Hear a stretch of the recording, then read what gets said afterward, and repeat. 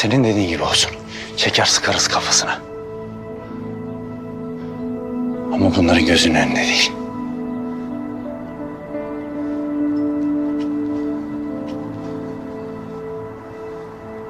Peki. Öyle olsun. Ama bu adamların herhangi birinde herhangi bir arıza, herhangi bir itaatsizlik sezersem, görürsem, duyarsam bunu senden bilirim Mahmut. Ve gözünün yaşına bakmam. Anladın? Tamam. Toplayın bunları, eğitime gidecekler. Hadi sallanmayın, geçin. Yürüyün. Hadi. Hadi. Sallanmayın. Hadi.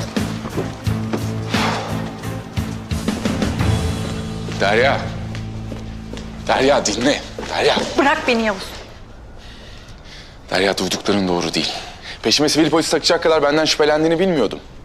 Senin değil. O Linda denen kadının peşindeydim ama... adres aynı. Ne güzel.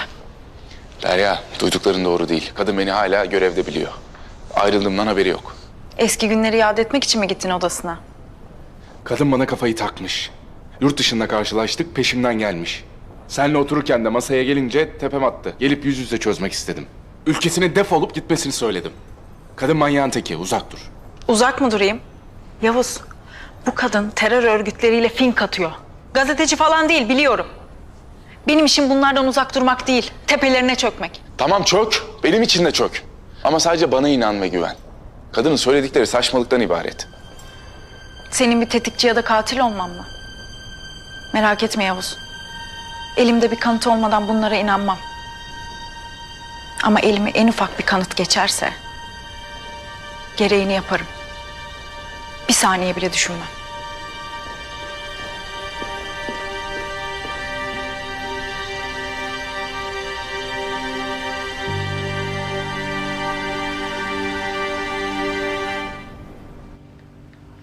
Tamam, bunlar benim için fazlasıyla yeterli.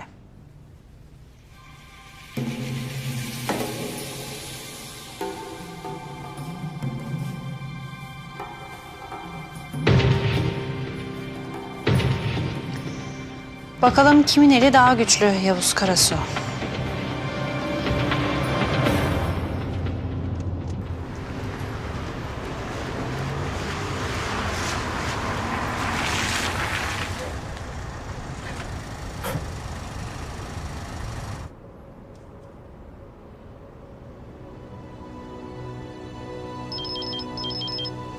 Alo, Arayı düzelttiniz mi? ümitlerini zorluyorsun Linda. Ben boş tehditleri sevmem Yavuz. Attığın her adıma dikkat et bence. Yoksa bunları ve daha fazlasını savcı hanım görür.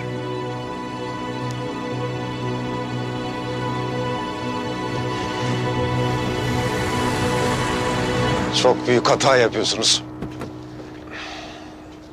Ya biz bir şey yapmadık ha. Binin hadi, binin.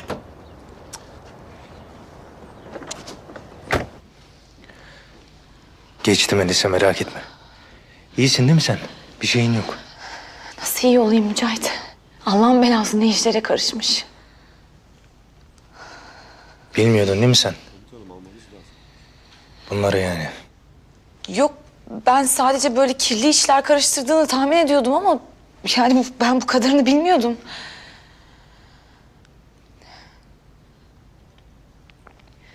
Ne yapmış? En beterini yapmış Melisa. Babanın terör örgütleriyle bağlantısı var. Allah onun belasını versin ya. Beni şu düşürdüğü duruma bak, inanmıyorum ya, inanmıyorum. Sizi de almamız lazım hanımefendi. Nasıl yani?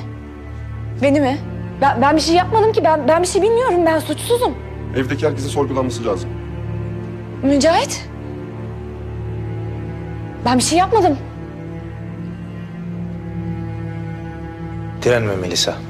Onlar da işlerini yapıyorlar. Soruşturma ve sorgu sonucunda gerçek ortaya çıkacak. Merak etme. Buyurun.